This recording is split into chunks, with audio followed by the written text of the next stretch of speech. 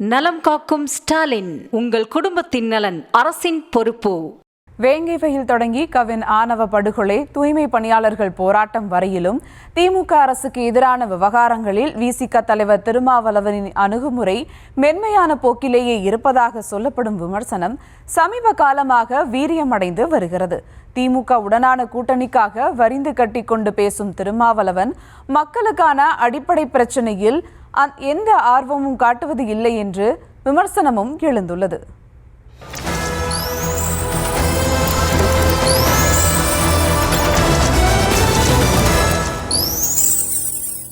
தூய்மை பணியாளர்களுக்கு ஆதரவா கூட்டணி விட்டு வெளியே வருவாரா? அதாவது தூய்மை பணியாளர்களுக்கு நீதி கிடைக்க வேண்டும் என்பதை விட இந்த பிரச்சனையை பயன்படுத்தி திமுக கூட்டணியை உடைக்க வேண்டும், அதுதான் நோக்கமா இருக்கு.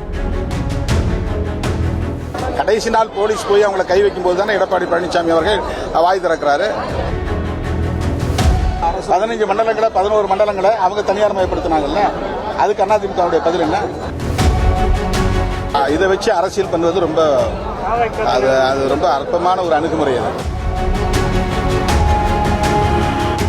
அதிமுக ஆட்சி நடந்தபோது விமர்சன சூறாவளியாக சுற்றி வந்த திருமாவளவன் திமுக ஆட்சிக்கு வந்ததும் பேச வேண்டிய இடத்தில் கூட வாயை மூடிக்கொண்டு மௌனம் சாதிப்பது அவருக்கு அவப்பெயரை ஏற்படுத்தி வருகிறது.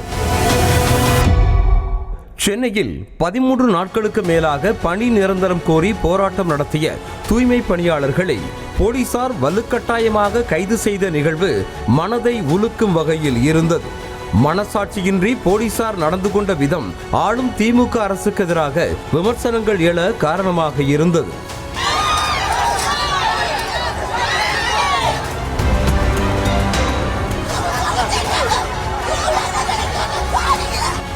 இந்த நிலையில் மதுரையில் செய்தியாளர்களை சந்தித்த விசிக தலைவர் திருமாவளவனிடம் தூய்மை பணியாளர்களுக்கு ஆதரவாக திமுக கூட்டணியை விட்டு வெளியேற வாய்ப்பிருக்கிறதா என கேள்வி எழுப்பப்பட்டது.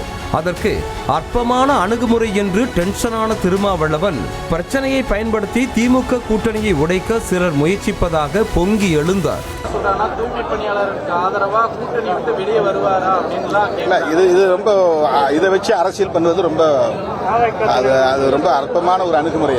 அதாவது தூய்மை பணியாளர்களுக்கு நீதி கிடைக்க வேண்டும் என்பதை விட இந்த பிரச்சனையை பயன்படுத்தி திமுக கூட்டணியை உடைக்க வேண்டும், அதுதான் நோக்கமா இருக்கு.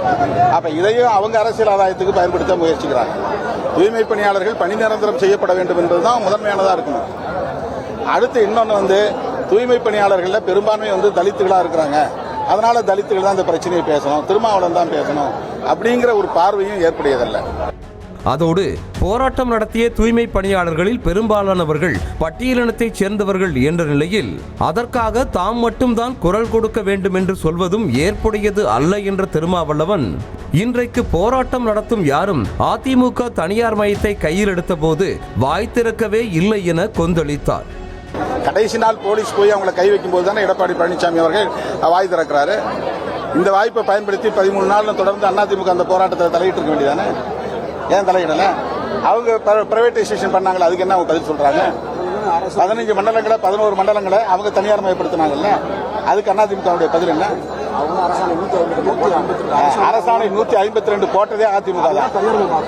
தனியார் மயமாக்குவதற்கு மதுரையில் நாங்கள் விடுதலை சிறுத்தைகள் கட்சி சார்பில் துப்புரவு தொழிலாளர் சங்கம் சார்பில் பலமுறை ஆர்ப்பாட்டம் பண்ணிருக்கோம். சென்னையிலும் ஆர்ப்பாட்டம் பண்ணிருக்கோம். 182 அரசாணையை திரும்ப பெறணும். அந்த அரசாணைப்படி தான் இப்ப இந்த வேலையெல்லாம் நடக்குது. இந்த வேலையை தொடங்கி வச்சதே அதிமுக தான். இன்னைக்கு போராடக்கூடிய யாரும் அதிமுக தனியார் மயப்படுத்தும் போது ஒரு வாய் திறக்கலையே. இது நான் திமுகவுக்கு டிஃபெண்ட் பண்ணல. ஏன் இந்த அரசியல்? திமுக செஞ்சா எதிர்க்கணும், அதிமுக செஞ்சா வேடிக்கை பார்க்கணுங்கிறதா இங்க இருக்கிற அணுகுமுறையா இருக்கு. திருமாவளவனின் இந்த பேட்டி வழக்கத்திற்கு மாறாக அதிர்ச்சியை கொடுக்கும் வகையிலேதான் இருக்கிறது. ஏனென்றால் பட்டியலின மக்களுக்கான அரசியலை மையமாக கொண்டதுதான் விடுதலை சிறுத்தைகள் கட்சி. அப்படி இருக்கையில் தாம் மட்டும்தான் குரல் கொடுக்க வேண்டுமா என திருமாவளவன் எதிர்கேள்வி எழுப்புவது வேடிக்கையாக இருப்பதாக விமர்சிக்கப்படுகிறது. இதன் மூலம் தென்னிந்திய அளவில் பட்டியலின தலைவராக அறியப்படும் திருமாவளவன் தனது பாதையில் இருந்து விலகி செல்கிறாரா என்ற விவாதத்திற்கும் வழி வகுத்திருக்கிறது. இது ஒரு பக்கம் இருக்க, தூய்மை பணியாளர் விவகாரத்தை திமுக அரசு கையாண்ட விதம் மக்கள் மத்தியிலேயே கடும் அதிருப்தி அலையை உருவாக்கியது என்ற நிலையில் கூட்டணியில் அங்கம் வகிக்கும் விசிகாவின் திருமாவளவன் மென்மையான போக்குடன் தான் கையாள்வதாக குற்றம் சாட்டப்படுகிறது. தூய்மை பணியாளர்கள் கைதுக்கு கூட திமுக அரசுக்கு எதிராக எந்த கேள்வியும் எழுப்பாமல் காவல்துறையை கண்டித்து தான் அறிக்கை வெளியிட்டிருந்தார். இது குறித்து கேள்வி எழுப்பினாலும் கூட்டணியை உடைக்க முயற்சிக்கிறார்கள் என்பதுதான் திருமாவளவனின் பதிலாக இருக்கிறது.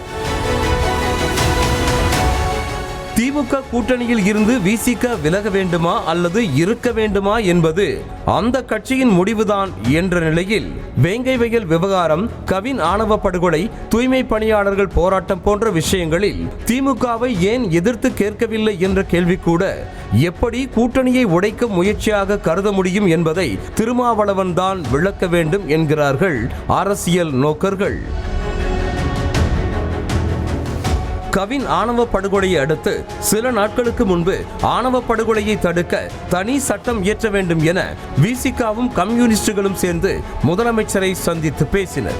இதுகுறித்து சமீபத்தில் நடந்த அமைச்சரவை கூட்டத்தில் எந்த முடிவும் எடுக்கப்படாத சூழலில் அது குறித்து இன்னும் திருமாவளவன் எதுவுமே பேசவில்லை என விமர்சிக்கப்படுகிறது. 2016ஆம் ஆண்டு அதிமுக ஆட்சியில் சங்கர் ஆணவ படுகொலை நிகழ்ந்த போது அரசுதான் முழு பொறுப்பேற்க வேண்டும் என்ற திருமாவளவன் தற்போது கவின் ஆணவ படுகொலை நிகழ்ந்த போது பாரபட்சம் பார்க்காமல் நடவடிக்கை எடுத்திருக்கிறார்கள் என திமுகவிற்கு பாராட்டு பத்திரம் வாசித்தார். இளவரசன் கொல்லப்பட்ட பிறகு கோகுல்ராஜ் கொல்லப்பட்டான். இப்போது சங்கர் கொல்லப்பட்டிருக்கிறான். தென் மாவட்டங்களில் இது நூற்றுக்கணக்கிலே நிகழ்ந்து கொண்டிருக்கிறது. எனவே தமிழக அரசுதான் இதற்கு பொறுப்பேற்க வேண்டும். தமிழக அரசு தொடர்ந்து இந்த விஷயத்துல செவிசாய்க்காம இருக்கிறதுக்கு என்ன காரணம்? அப்படி சொல்ல முடியாது. அவங்க முடிந்த வரையில் இருக்கிற சட்டங்களை பயன்படுத்தி நடவடிக்கை எடுக்கிறார்கள். உடனடியாக கவின் படுகொலையில் சம்பந்தப்பட்ட குற்றவாளிகளை கைது செய்திருக்கிறார்கள். ஏற்கனவே இருக்கிற சட்டத்தின் அடிப்படையிலான நடவடிக்கைகளை எந்த பாரபட்சமும் இல்லாமல் முதலமைச்சர் அவர்கள் மேற்கொண்டு வருகிறார் என்று நாங்கள் பெரிதும் நம்புகிறோம். வேங்கை வயல் விவகாரம், கவின் ஆணவ கொலை, தூய்மை பணியாளர்கள் போராட்டம், சாதிய வன்முறைகள் என விளிம்பு நிலை மக்களின் பிரச்சனைகள் நாளுக்கு நாள் அதிகரிக்கிறது. இவற்றை எதிர்த்து கேள்வி கேட்க வேண்டிய இடத்தில் இருக்கும் திருமாவளவன் அரசியலாக்க பார்க்கிறார்கள், கூட்டணியை உடைக்க பார்க்கிறார்கள் என எதிர்வாதம் வைப்பதும் சமாளிப்பதும் அவர் மீதே கடும் அதிருப்தி ஏற்பட காரணமாக மாறியிருக்கிறது. அதே நேரத்தில் எந்த குற்றச்சாட்டு வந்தாலும் பாஜக எதிர்ப்பு என்ற புள்ளியை வைத்து திமுகவும் கூட்டணி கட்சிகளை அமைதியாக்கி விடுவதாக பார்வை முன்வைக்கப்படுகிறது. கடந்த காலங்களில் திமுக, அதிமுக என அரசியல் சூழலுக்கு ஏற்ப கூட்டணி அமைத்து வந்த திருமாவளவன் 2019 மக்களவை தேர்தலில் இருந்து திமுக கூட்டணியில்தான் பயணித்து வருகிறார். 2024 மக்களவை தேர்தலுக்கு பிறகு விசிக அங்கீகரிக்கப்பட்ட மாநில கட்சி என்ற அந்தஸ்துக்கும் உயர்ந்தது. தேர்தலுக்கு கூட்டணி முக்கியம்தான் என்றாலும் கூட்டணிக்காக கொள்கையை சமரசம் செய்து அரசியல் பாதையை மாற்றி சமாளிக்கும் அளவுக்கு திருமாவளவனின் நிலை மாறிவிட்டதா என்ற கேள்விகளும் எழுப்பப்பட்டு வருகிறது. நலம் காக்கும் ஸ்டாலின், உங்கள் குடும்பத்தின் நலன் அரசின் பொறுப்பு.